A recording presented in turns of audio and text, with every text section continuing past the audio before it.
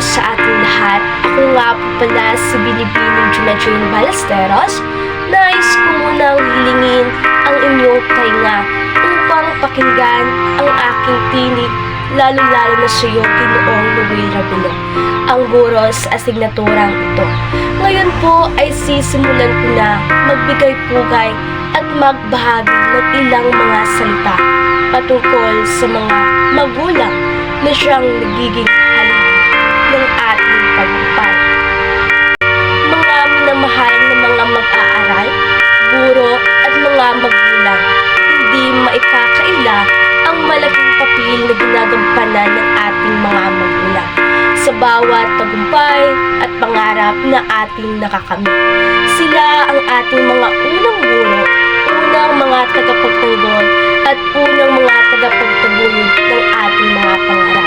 Ang kanilang pagmamahal ay isang ilaw na nagbibigay liwanag sa madilim na landas ng ating buhay.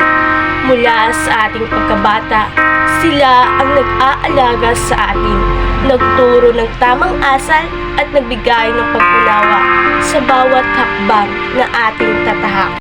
Sa kabila ng mga pagsubok at sakripisyong kanilang hinaharap, patuloy nilang ibinigay ang kanilang buong pusong suporta, ang kanilang paggabay, ang nagiging dahilan kung bakit tayo patuloy na nagsusumika at nagtatagumpay sa buhay.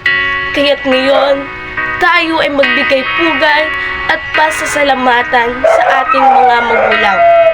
Ipakita natin sa kanila ang kanilang sakripisyo ay hindi nawawalan ng halaga. Tayo ay mag-aral ng mabuti, magsumikap at abutin ang ating mga pangarap. Sa kabila ng tanda ng ating pasasalamat, kanilang pagmamahal at sakripisyo. Maraming salamat po at magandang araw.